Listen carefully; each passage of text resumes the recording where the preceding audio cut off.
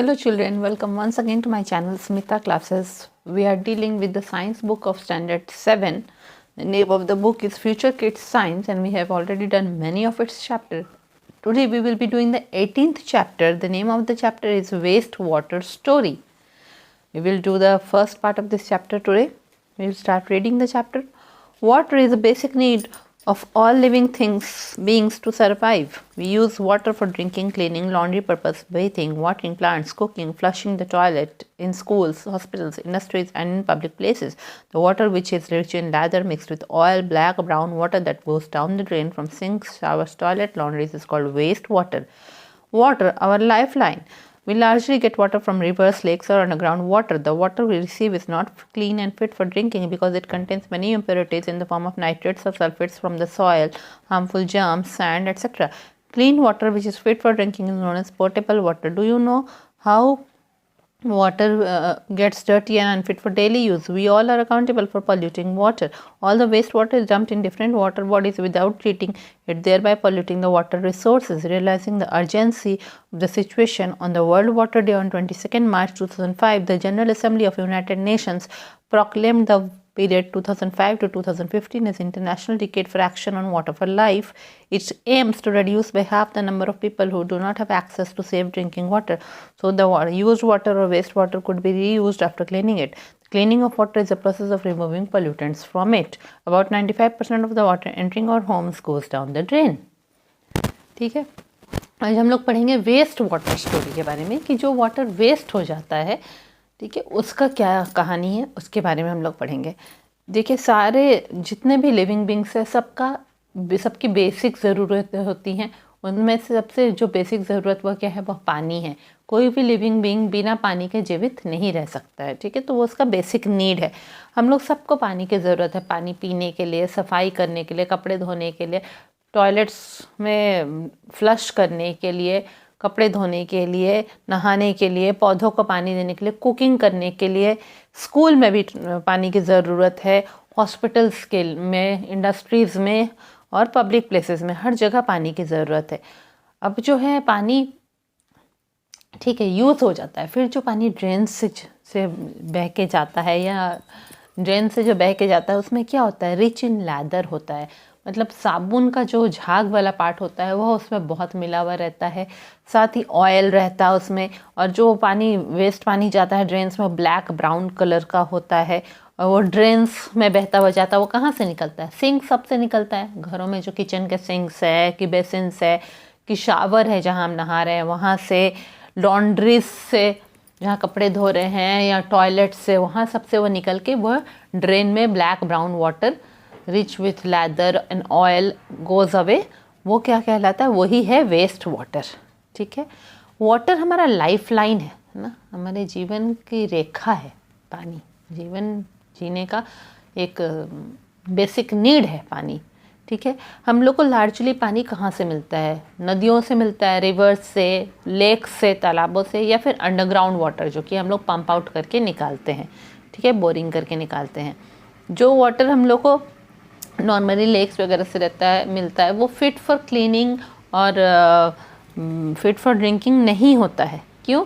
जो नदियों वगैरह से मिलता है क्योंकि उसमें बहुत इम्प्योरिटीज़ रहते हैं ना. उसमें पत्ते टुकड़े गिरे रहते हैं कि और भी तरह तरह के इम्प्योरिटीज़ रहते हैं. ठीक है, उसमें जो है वो नदी की मिट्टी से बह के आ रहा है तो उसमें नाइट्रेट्स और सल्फेट्स फ्रॉम द सॉयल भी रहता है. ठीक है, नाइट्रेट्स और सल्फेट्स क्या है? नाइट्रोजन और ऑक्सीजन का कंपाउंड सब जो है वो नाइट्रेट्स कहलाएगा. उसी तरह सल्फ़र और ऑक्सीजन मिला के जो कंपाउंड बनेगा वो सब सल्फेट्स कहलाएगा. तो उनमें से कुछ कुछ कंपाउंड नुकसानदेह होते हैं.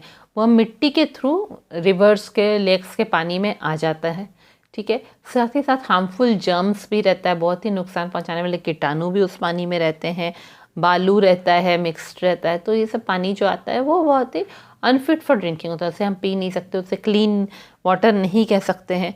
ठीक है, इसलिए क्या करता है, ड्रैम्स से जब वाटर सप्लाई करता है पहले वो वाटर को वाटर ट्रीटमेंट प्लांट में ले जाके या फिर उस पे ऊपर क्लोरीन वगैरह डाल के उसको डिसइंफेक्ट करता है, तब वो घरों में सप्लाई होता है, तब सप्लाई वाटर मिलता है. तो जो क्लीन वाटर है, जो कि फिट है ड्रिंकिंग के लिए, जिसको पीने से हमारे बॉडी में कुछ नुकसान नहीं होगा, एकदम साफ़ पानी रहेगा पीने योग्य, उसके पोर्टेबल वाटर कहते हैं. ठीक है, अब पानी कैसे गंदा हो जाता है, डर्टी हो जाता है, अनफिट फॉर डेली यूज, जिस गंदे पानी से हम कपड़े भी नहीं धो सकेंगे, घर भी सफाई नहीं कर सकेंगे, नहा भी नहीं सकेंगे, वो आखिर उतना गंदा होता कैसे है। ठीक है, ये इसके लिए हम लोग सब रिस्पॉन्सिबल है। पानी को दूषित करने के लिए, पानी को पॉल्यूट करने के लिए हम लोग सारे लोग ही रिस्पॉन्सिबल है, सब लोग ही जिम्मेदार हैं।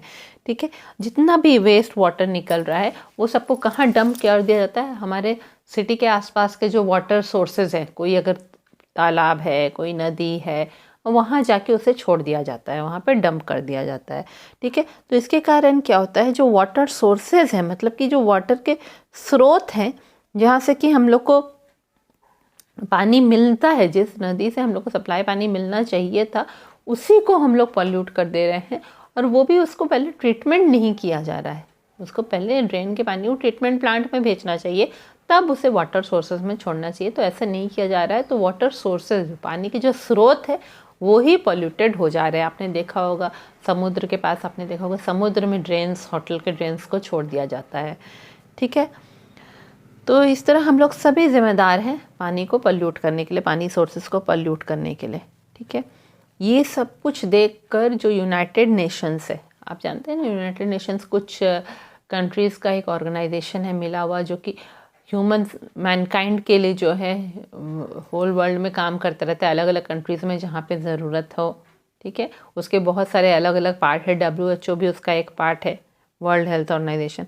तो जब यूनाइटेड नेशंस में ये बात उठाई गई तो उन लोग को ये एहसास हुआ कि नहीं, ये बहुत अर्जेंट है कि लोगों को समझाया जाए कि वाटर इज़ फॉर लाइफ, पानी ज़िंदगी के लिए है। इसलिए यूनाइटेड नेशंस में 22 मार्च 2005 को, जिस दिन वर्ल्ड वाटर डे था ना, वर्ल्ड वाटर डे था, विश्व जल दिवस था 2005 को, ये 22 मार्च होता है, विश्व जल दिवस होता है 22 मार्च को। तो 2005 में जनरल असेंबली, यूनाइटेड नेशंस का जनरल असेंबली मिला, जहाँ बहुत सारे कंट्री मिलते हैं, उन्होंने ये बोला कि ये 10 साल जो है 2005 से 2015 तक को हम international decade for action on water for life करेंगे।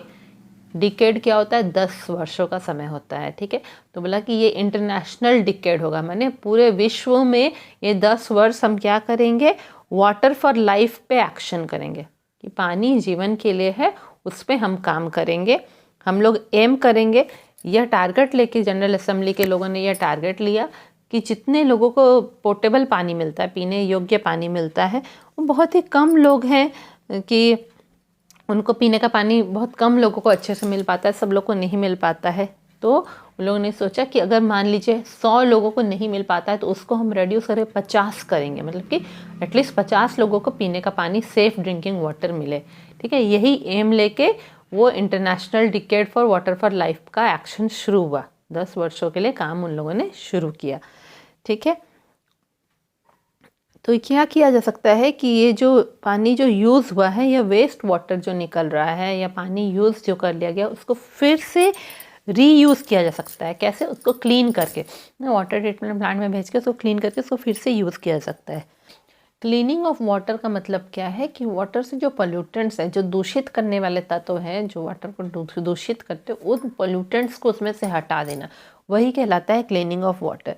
ठीक है, हमारे घरों में जितना भी पानी आता है टैप्स के थ्रू जो हम लोग यूज़ करते हैं, उसमें से आप देखेंगे कि 5% हम लोग सिर्फ ड्रिंक कर रहे हैं, बाकी 95% वेस्ट हो जाता है। नहाने में, बर्तन धोने में, सफाई करने में, वो सब पानी बह जाता है, 95% पानी वेस्ट हो जाता है। ठीक है, अब है sewage and it's sources.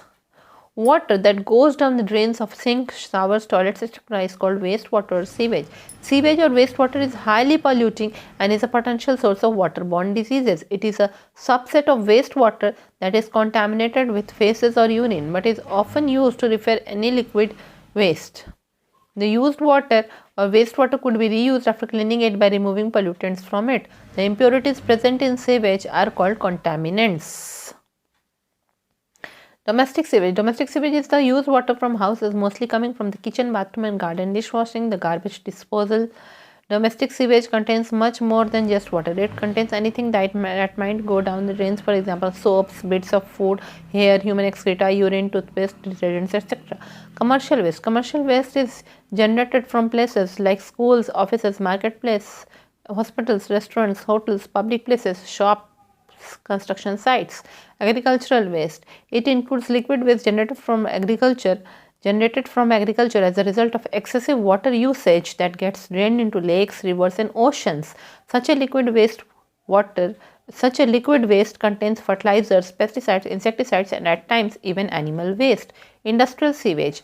Industrial or factory sewage is the wastewater released by them. Agricultural industries, tanneries, distilleries, petroleum refineries, chemical industries release liquid waste containing harmful chemicals and disease-causing germs. Composition of sewage. Sewage is a complex mixture containing suspended solids, organic and inorganic impurities, nutrients, saprotrophic and disease-causing bacteria and other microbes. First is organic impurities, human feces, animal waste, oil, urea, wine, pesticide, herbicides, fruit and vegetable waste. Inorganic impurities, nitrates, phosphates, metals. Nutrients, phosphorus and nitrogen. Bacteria such as which cause cholera and typhoid. Other microbes such as which cause dysentery. ठीक है, अब हम लोग पढ़ेंगे sewage and it's sources. ठीक है, कि sewage क्या है और उसके स्रोत क्या है. जो भी पानी ड्रेन से बह के जाता है, चाहे वो सिंक से निकल रहा हो, शावर से निकल रहा हो, टॉयलेट से निकल रहा हो, जो ड्रेन से बह के बाहर चला जाता है उसे वेस्ट वाटर या फिर सीवेज कहते हैं. ठीक है, सीवेज और वेस्ट वाटर जो वो हाईली पॉल्यूटिंग है, वो बहुत ही दूषित पानी होता है. ठीक है, और वो उसी के कारण पानी से जन्मी हुई बीमारियां फैलती हैं. It is a potential source of water borne diseases. है ना, पानी से जो बीमारियां फैलती हैं जैसे कोलेरा, टाइफाइड, वो वही वेस्ट वाटर जो कि बहुत ही दूषित रहता है उसी के कारण फैलती है. ठीक है, कहीं कहीं पे क्या होता है कि वेस्ट वाटर का जो पाइप है उसी के साइड में फ्रेश वाटर का पाइप जा रहा होता है, ड्रिंकिंग वाटर का, वहाँ पे मिक्स हो जाता है और वो ही पानी लोग पी लेते हैं जिसके कारण वह बीमार पड़ जाते हैं. जो वेस्ट वाटर या सीवेज जो है वो बहुत ही पॉल्यूटिंग होता है. ठीक है, जितना वेस्ट वाटर निकलता है टोटल हर अलग अलग जगह से, उसका एक सबसेट है, वो मैंने उसका एक पार्ट है. क्या? सीवेज उसका एक पार्ट है. ठीक है, उसमें क्या रहता है, उसमें फेसेस और यूरिन भी रहता है. जो ड्रेन में जा रहा है उसमें लोगों का स्टूल, यूरिन ये सब भी रहता है, मिक्स्ड रहता है. एनिमल्स का भी यूरिन और फेसेस मिक्स रहता है जो लोग एक्सक्रीशन करते हैं. पर सीवेज को अक्सर क्या बोला जाता है, लिक्विड वेस्ट खाली बोल देते हैं, उसको नहीं बताते कि वेरी पॉल्यूटिंग वेस्ट है, उसको बस लिक्विड वेस्ट बोल दिया जाता है. ठीक है, ये जो यूज वाटर या सीवेज वाटर या वेस्ट वाटर निकल रहा है उसको फिर से रीयूज़ किया जा सकता है. उसको क्लीन करके, क्लीन करने का मतलब क्या है, उससे पॉल्यूटेंट्स हटा के, दूषित करने वाले जो तत्व है उसमें उसको हटा के उसे फिर से यूज़ किया जा सकता है. जो भी इम्प्योरिटीज सीवेज में प्रेजेंट रहता है, जो भी दूषित तत्व सीवेज में प्रेजेंट रहते हैं उन्हें हम क्या कहते हैं, कॉन्टैमिनेंट्स कहते हैं. सीवेज के इम्प्योरिटीज़ को हम लोग कॉन्टैमिनेंट्स कहते हैं. अब है कि सीवेज अलग अलग तरीके का होता है. पहला है डोमेस्टिक सीवेज. ठीक है, डोमेस्टिक सीवेज वो है जो ज़्यादातर घरों से निकलता है. ठीक है, हर घर से निकलता है या होटल्स वगैरह से निकलता है. वो किचन से निकलेगा, बाथरूम से निकलेगा. ठीक है, किचन के ड्रेन से, बाथरूम के ड्रेन से, या गार्डन में जो पौधे को हम पानी दे रहे हैं वहाँ से निकलेगा. डिश वॉशिंग, बर्तन धोने के बाद जो पानी निकलेगा. गार्बेज डिस्पोजल, कचरा वगैरह फेंक के जो हम लोग धोते हैं, डस्टबिन्स वगैरह, वहाँ से जो पानी निकलेगा, या घर की सफाई करने से, वो ही डोमेस्टिक सीवेज कहलाएगा. डोमेस्टिक सीवेज में सिर्फ पानी नहीं होता है, पानी के साथ और भी दूसरे कॉन्टैमिनेंट्स भी होते हैं. वो उसमें से कुछ भी हो सकता है जो कि ड्रेन में चला जा रहा है. जैसे साबुन रहता है अक्सर, है ना, कपड़े धोने, बर्तन धोने, वो सबका साबुन उसमें मिलके जाता है. बिट्स ऑफ फूड रहता है, छोटे छोटे खाने के पार्टिकल्स भी रहते हैं, चावल वगैरह के दाने रहते हैं. हेयर रहता है ना, ह्यूमन का बाल भी स्लिप कर करके चला जाता है, बाल झड़ते हैं तो. ह्यूमन एक्सक्रीटा रहता है, जानवरों, ह्यूमन लोग जो स्टूल यूरिन छोड़ रहे हैं वो भी वो ड्रेन में जाता है. ठीक है, यूरिन होता है. टूथपेस्ट होता है जो हम लोग ब्रश करते हैं, उसका पानी भी सिंक के थ्रू जाता है. डिटर्जेंट होता है. इस तरह बहुत सारे चीज़ें रहते हैं. साथ ही साथ जो हम लोग जो भी शैम्पू वगैरह यूज़ कर रहे हैं, सोप्स यूज़ कर रहे हैं, उसका केमिकल्स भी रहता है. तो ये सब डोमेस्टिक सीवेज में. अब दूसरा है commercial waste. Commercial waste is generated from places like schools. अब है कमर्शियल वेस्ट जो है कमर्शियल प्लेसेस से होता है, जहाँ पे कि कुछ इनकम के लिए काम हो रहा है, वो सब जगहों से निकलता है। जैसे कि स्कूल से निकलेगा, ऑफिस से निकलेगा, मार्केट बाजार के एरिया से निकलेगा, हॉस्पिटल से, रेस्टोरेंट से, होटल से, पब्लिक प्लेसेस से, शॉप से और कंस्ट्रक्शन साइट जहाँ पे घर बन रहा है। ठीक है, जैसे स्कूल से निकलेगा, बच्चे टिफ़िन वगैरह धोते हैं, या टॉयलेट्स का पानी निकलेगा। ऑफिस सब से भी वैसे ही निकलेगा। मार्केट प्लेसेस में जहाँ सब्जियां बिक्री हो रही हैं, नॉन वेज बिक्री हो रहे हैं, तो वहाँ पे वो नॉन वेज को धो धो के जो पानी निकल रहा है वो सब रहेगा। या फिर हॉस्पिटल से निकलेगा, हॉस्पिटल से तो बहुत ही वेस्ट वाटर निकलता है। रेस्टोरेंट से, होटल से, या फिर पब्लिक प्लेसेस है, मंदिर है कि दूसरा कुछ चीज़ है, ये जो है गवर्नमेंट हॉस्पिटल्स है वो सब से, या फिर शॉप्स, दुकानों से भी निकलता है वेस्ट वाटर। या कंस्ट्रक्शन साइट जहाँ पे घर बन रहा है, सीमेंट वगैरह में पानी मिक्स किया जा रहा है, वहाँ से भी वेस्ट वाटर निकलता है। तो इन सबको हम लोग कमर्शियल वेस्ट कहते हैं। इसी तरह एक होता है एग्रीकल्चरल वेस्ट। एग्रीकल्चरल वेस्ट मतलब जहाँ एग्रीकल्चर हो रहा है, जहाँ पे पौधे फसल उगाई जा रही हैं, कल्टिवेशन हो रहा है, वहाँ से जो वेस्ट पानी निकलेगा उसे एग्रीकल्चरल वेस्ट कहते हैं। देखिए, जब हम लोग बहुत ज़्यादा पानी यूज़ कर देते हैं, मिट्टी में पौधों को ज़्यादा पानी दे देते हैं, तो क्या होता है, जो एक्सेसिव, कुछ पानी तो मिट्टी सोख कर लेता है और एक्सेसिव वाटर बह के बाहर निकल आता है। ठीक है, अब क्या है, वो जो पानी एक्सेसिव वाटर यूसेज हम लोग कर दे रहे हैं, तो जो पानी एक्सेस वाटर होता है वो बह बह के कहाँ चला जाता है, लेक्स में, रिवर्स में, ओशंस में चला जाता है। खेतों के थ्रू होके वो तालाब, नदियों और सागर में चला जाता है। ठीक है, उसको भी हम लोग लिक्विड वेस्ट ही बोलते हैं।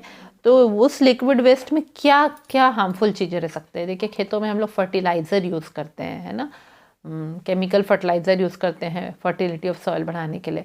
तो फर्टिलाइज़र रहेगा, पेस्टिसाइड्स रहेगा, छोटे छोटे कीड़ों को मारने के लिए जो हम दवाई यूज़ करते हैं खेतों में, पेस्टिसाइड्स रहेगा, इंसेक्टिसाइड्स, और भी छोटे छोटे कीड़ों को मारने के लिए, पेस्ट हुआ अपना, रैट्स, मॉल्स, वो सबको मारने के लिए इंसेक्टिसाइड्स है। और भी छोटे छोटे कीड़ों को मारने के लिए हम लोग जो दवा यूज़ करते हैं वो। और कभी कभी वहाँ पे एनिमल वेस्ट भी होता है, क्योंकि खेतों में कई बार जानवर भी घूमते रहते हैं, तो वो लोग जो एक्सक्रीटा निकालते हैं, स्टूल, यूरिन, उसका वेस्ट भी जाएगा। तो एग्रीकल्चरल वेस्ट में ये सब कुछ रहेगा, एग्रीकल्चरल लिक्विड वेस्ट में। अब आ जाते हैं इंडस्ट्रियल सीवेज में। इंडस्ट्रीज़ या फैक्ट्रीज़ के ड्रेन से जो निकलता है वेस्ट वाटर रिलीज होता है, उसे इंडस्ट्रियल सीवेज कहते हैं। ठीक है, अगर एग्रीकल्चरल इंडस्ट्रीज़ है, मतलब कि जहाँ पे फर्टिलाइज़र वगैरह बन रहे हैं, वो जगह, टैनरीज मतलब कि जहाँ पे कि जानवरों के स्किन को निकाला जाता है, मरे हुए जानवरों के स्किन को निकाल के उसको धो के वो स्किन को यूज़ किया जाता है लेदर इंडस्ट्री में, वो टैनरीज। फिर डिस्टिलरीज, यहाँ पे मतलब कि खासकर ज़्यादा अल्कोहल जो होता है, शराब होते हैं, उसको बार बार इवापोरेट किया जाता है, कंडेंस किया जाता है और शराब तैयार की जाती है, वो डिस्टिलरीज में से। पेट्रोलियम रिफाइनरीज, जहाँ पे पेट्रोल को रिफाइन किया जाता है ना, पेट्रोलियम जो क्रूड ऑयल आता है समुद्र से, उसको रिफाइन करके उससे पेट्रोल अलग किया जाता है, तो वो पेट्रोलियम रिफाइनरीज से। केमिकल इंडस्ट्री, जहाँ एसिड वगैरह बन रहे हैं, वो केमिकल इंडस्ट्रीज से। इन सब से जो है लिक्विड वेस्ट निकलता है, क्योंकि इन सब में वाटर का यूज़ होता है तैयार करने में, तो इन सब से लिक्विड वेस्ट निकलता है और वो बहुत ही हार्मफुल रहता है, क्योंकि उसमें तरह तरह के केमिकल्स रहते हैं और डिजीज़ कॉजिंग जर्म्स होते हैं, नुकसान पहुंचाने वाले, बीमारी पहुंचाने वाले जर्म्स, कीटाणु रहते हैं। तो ये है इंडस्ट्रियल सीवेज।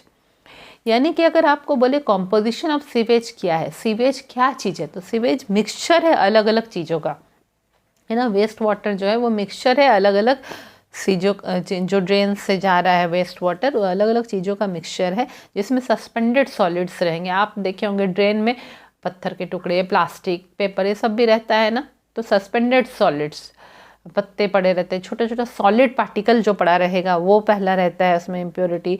दूसरा ऑर्गेनिक इम्प्योरिटी रहता है, जो नेचुरली अपने आप नेचर से जो इम्प्योरिटी निकल रहा है वो रहेगा। इनऑर्गेनिक इम्प्योरिटी भी रहेगा, मतलब जो केमिकल्स इंडस्ट्रीज से निकल रहा है वो भी रहेगा। कुछ न्यूट्रिएंट्स भी रहता है नेचुरली, हम लोग जो फर्टिलाइज़र वगैरह दे रहे हैं पौधों में, तो उसमें से कुछ न्यूट्रिएंट्स भी होगा, है ना, जो कि निकल जा रहा है, जो पौधों को यूज़फुल है वैसा चीज़ भी बह के निकल रहा है। फिर सैप्रोट्रॉफिक एंड डिजीज़ कॉजिंग बैक्टीरिया। देखिए, सैप्रोट्रॉफिक बैक्टीरिया एक होता है ना, जो कि मरे हुए चीज़ों को खाता रहता है जो बैक्टीरिया, ठीक है, और वो एक्सटर्नल डाइजेशन करता है, वो बाहर ही अपने उस खाने को हजम करता है बॉडी के बाहर, और वो मरे हुए सड़ती हुई चीज़ों को खाता है जो बैक्टीरिया, वो सैप्रोट्रॉफिक बैक्टीरिया होता है। और दूसरे माइक्रोब्स भी होते हैं, बीमारी फैलाने वाले माइक्रोब्स भी होते हैं, ठीक है। तो ये सब चीज़ सीवेज में रहता है। अब इसमें आपको अलग अलग बताया गया है कि ऑर्गेनिक इम्प्योरिटी में क्या रहता है। तो ऑर्गेनिक इम्प्योरिटी में ह्यूमन फेसेस रहेगा, ह्यूमन्स का जो स्टूल यूरिन निकल रहा है, एनिमल वेस्ट, एनिमल का एक्सक्रीटा जो निकल रहा है वो, ऑयल रहता है ऑर्गेनिक इम्प्योरिटीज में, यूरिया रहता है। यूरिया माने कि जो खेतों में हम नेचुरल मैन्योर जो यूज़ करते हैं, नेचुरल खाद हम लोग यूज़ करते हैं, उसमें से यूरिया निकलता है। वाइन से भी यूरिया निकलता है, ठीक है, जो ड्रिंक्स होता है वाइन, उससे भी। पेस्टिसाइड्स भी रहता है, हर्बिसाइड्स भी रहता है। पेस्टिसाइड्स मैंने आपको बताया ना कि जो चावल वगैरह में कीड़े लगते हैं उनको मारने के लिए जो पेस्टिसाइड्स होता है। हर्बिसाइड्स जो कि खेतों में ऐसे झाड़ियाँ उग जाती हैं, हर्ब्स उग जाती है जिनकी ज़रूरत नहीं, उनको मारने के लिए दवाएं हम लोग छिड़कते हैं, तो वो हर्बिसाइड्स रहता है। फ्रूट और वेजिटेबल का वेस्ट, फ्रूट के छिलके, वेजिटेबल के छिलके, उनके बीज, ये सब रहते हैं। तो ये सब ऑर्गेनिक इम्प्योरिटीज है जो नेचर से अपने नॉर्मली निकलता है, इसमें केमिकल नहीं है। अब कुछ है इनऑर्गेनिक इम्प्योरिटी। इनऑर्गेनिक इम्प्योरिटी कहाँ से आ रहा है? वही जो हम लोग फर्टिलाइज़र यूज़ कर रहे हैं उसमें से निकल रहा है। तो उसमें से नाइट्रेट, फॉस्फेट्स और मेटल्स होगा। नाइट्रोजन के कंपाउंड्स होंगे, फास्फोरस के कंपाउंड होंगे और मेटल्स भी होंगे, है ना। बहुत तरह तरह के मेटल्स, सारे कॉस्मेटिक्स, साबुन में यूज़ कर रहे हैं ना मेटल्स के पाउडर को, तो वो सब भी निकलता है या इंडस्ट्रीज से निकल रहा होगा। तो ये सब इनऑर्गेनिक इम्प्योरिटी है। न्यूट्रिएंट्स क्या है? फास्फोरस और नाइट्रोजन। देखिए, नाइट्रोजन मिट्टी में भी मिला रहता है, प्लांट्स को मिलता है रूट्स में, और फास्फोरस वगैरह भी फर्टिलाइज़र से मिलता है। तो ये दो पोषक तत्व जो है नाइट्रोजन और फास्फोरस, वो भी एज अ न्यूट्रिएंट सीवेज में मिले रहते हैं। फिर तरह तरह के बैक्टीरिया रहते हैं, है ना, जैसे कि कोलेरा और टाइफाइड फैलाने वाले बैक्टीरिया रहते हैं जो सड़ी हुई चीज़ों को खाते हैं। और दूसरे अलग तरह के माइक्रोब्स भी होते हैं, जैसे अमीबा भी रहता है जो कि डिसेंट्री करता है, जिसके कारण डिसेंट्री होता है। तो ये सब सीवेज में तरह तरह की चीज़ें हैं, 5 तरह की चीज़ें: organic impurity, inorganic impurity, nutrient, bacteria और अदर माइक्रोब्स, ठीक है। तो ये हम लोग सीवेज के बारे में पढ़ लिए, सीवेज एंड इट्स सोर्सेज। अब हम लोग आगे पढ़ेंगे सीवेज डिस्पोजल के बारे में। Sewers are the underground pipes which carry wastewater and dirty drainage water. We would see a network of big and small pipes called sewers forming the sewerage. Sewerage is an underground network of connected pipes that carry sewage from the point of being produced to the point of disposal, that is treatment plant. Sewers are generally gravity powered, though pumps may be used if necessary. At the junctions of 2 or more sewers, manholes are present which are openings to the surface.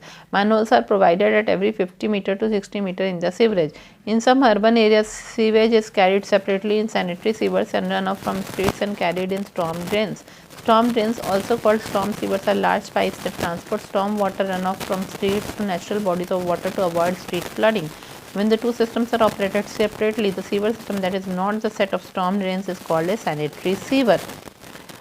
Need for proper sewage disposal system. ठीक है, sewage disposal क्या होगा? अब ये जो drain से पानी निकल रहा है अलग अलग जगहों से, चाहे डोमेस्टिक सीवेज हो, कमर्शियल, एग्रीकल्चर, इंडस्ट्रियल, इन सबको सही तरीके से पाइप्स की मदद से, अंडरग्राउंड पाइप्स, ज़मीन के नीचे पाइप बने हुए हैं, वो पाइप की मदद से वो वेस्ट वाटर और डर्टी ड्रेन वाटर को ले जाया जाता है। जिन पाइप्स की मदद से, उनको सीवर्स कहते हैं। वो ज़मीन के नीचे वो पाइप लगे रहते हैं जो कि ये डर्टी वाटर और वेस्ट वाटर को उनके सही जगह पे ले जाएगा, ठीक है, उनको सीवर्स कहते हैं। तो हम लोग देखेंगे कि अगर सीवर का आप स्ट्रक्चर देखेंगे तो उसमें एक नेटवर्क होता है, बड़े छोटे पाइप सब जोड़ के बनाया जाता है, ठीक है, और उसको कहेंगे sewerage. Network of small and big pipes जो होगा उसको सीवरेज कहेंगे या सीवर्स कहेंगे। तो सीवरेज एक उनके नेटवर्क को कहते हैं। वो एक अंडरग्राउंड नेटवर्क है कनेक्टेड पाइप्स का, ज़मीन के नीचे एक पाइप को दूसरे से कनेक्ट किया गया है और एक अंडरग्राउंड नेटवर्क बनाया गया है, ताकि जो भी सीवेज जहाँ से भी निकल रहा है वो सही जगह पे उसके पॉइंट ऑफ डिस्पोजल पे पहुँच जाए, जहाँ पे उसको हम डिस्पोज कर सके, ख़त्म कर सके। पॉइंट ऑफ डिस्पोजल क्या होना चाहिए? सीवेज ट्रीटमेंट प्लांट होना चाहिए, जहाँ पे जाके वह क्लीन होगा, ठीक है, सीवेज ट्रीटमेंट प्लांट होना चाहिए।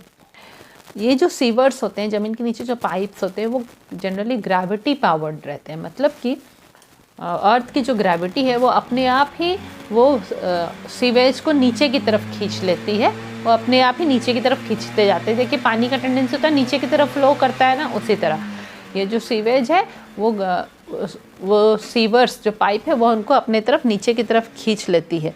ठीक है, कई जगह पे वो नहीं हो पाता है अगर ग्रेविटी पावर्ड, तो वहाँ पे पंप भी लगाए जाते हैं ताकि सीवेज को नीचे की तरफ खींचा जा सके। अब जब ये पाइप सबको जोड़ा जाता है तो जहाँ जंक्शन है, जहाँ दो पाइप को एक दूसरे से जोड़ा जा रहा है, वहाँ पे क्या बनाया जाता है, मैनहोल बनाया जाता है ना, एक तरह का ढक्कन लगाया जाता है ताकि अगर वहाँ कुछ जाम हो गया तो वो ढक्कन खोल के अंदर सफाई कर सके। तो हर 50 to 60 मीटर का पाइप के बाद जहाँ जंक्शन आएगा, जहाँ पे दो पाइप जोड़े जा रहा है, वहाँ पे मैनहोल बनाया जाएगा ताकि कहीं कुछ अटक गया तो उसे खोल के वहाँ पे सफाई की जा सके। ठीक है, कुछ कुछ अर्बन एरियाज़ में, शहरी जगहों पे क्या होता है, sewage is carried separately in sanitary sewers and run of from streets and carried in storm drains.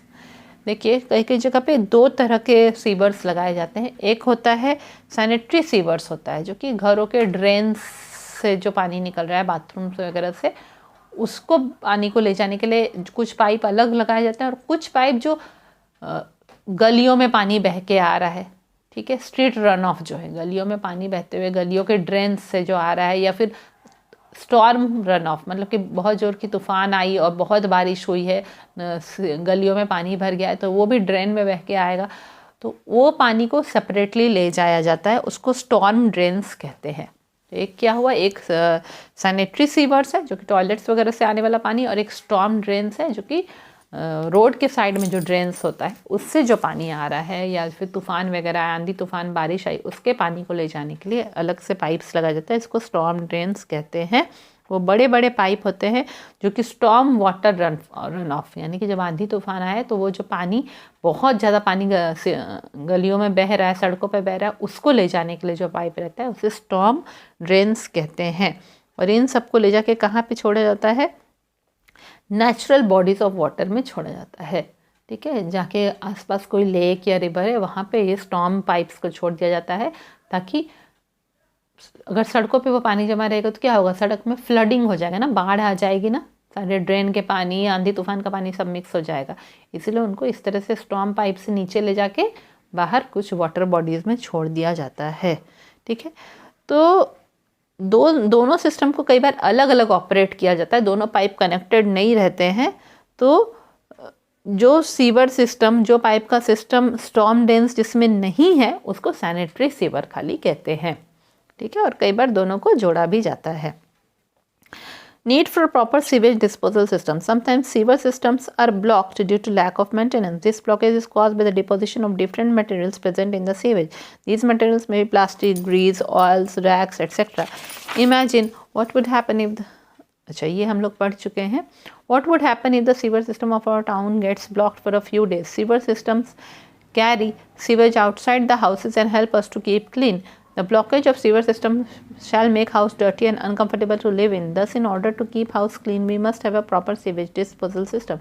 As sewage also contains harmful substances and disease-causing microorganisms, if this unreacted sewage is discharged into rivers, lakes, or ground, it will contaminate our freshwater sources, which will eventually spread diseases, which can even lead to death of people. Discharging or untreated sewage into rivers can also kill fish and other aquatic animals. Suspended means all the light materials that are floating in the water. Eucalyptus trees should be planted all along sewage ponds as they absorb all surplus wastewater and release pure water vapor into the atmosphere.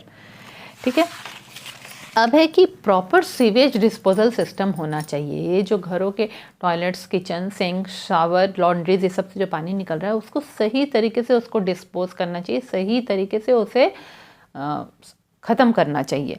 ठीक है, कई बार होता है कि sewer system सब block हो जाता है, ज़मीन के नीचे का जो अंडरग्राउंड पाइप्स है वो सारे ब्लॉक हो जाते हैं। क्यों? क्योंकि जो घरों से जो निकल रहा है सीवेज निकल रहा है, घरों के ड्रेन से जो पानी निकल रहा है उसमें कई बार अलग अलग मटेरियल उसमें डिपॉजिट हो जाते हैं और वह ब्लॉकेज क्रिएट कर देता है वो सीवर पाइप्स में। वो मटेरियल क्या हो सकता है, देखिए लोग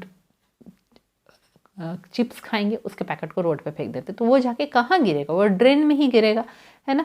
तो जो है वो जो सीवेज निकल रहा है जिससे कि सीवर सब जाम हो जा रहा है, ब्लॉक हो जा रहा है, उसमें प्लास्टिक हो सकता है, ग्रीस, बहुत ज़्यादा मतलब कि सॉलिड ऑयल पार्टिकल्स हो सकते हैं, ठीक है, ग्रीस हो सकता है, ऑयल हो सकता है, रैग्स, कपड़ों के फटे पुराने टुकड़े हो सकते हैं। ठीक है, तो ये सब जो है घर के ड्रेन से तो निकल गया, फिर जाके नीचे ज़मीन के नीचे के पाइप में ब्लॉक कर दिया। सोचिए अगर हमारे टाउन का सीवर सिस्टम ब्लॉक हो जाएगा, पूरा घर जो अंडरग्राउंड ड्रेन पाइप से वो सब अगर ब्लॉक हो जाएगा कुछ दिनों के लिए, तब क्या होगा? सारा जो गंदा पानी है वापस घरों में आने लगेगा, पूरे शहर में बहने लगेगा।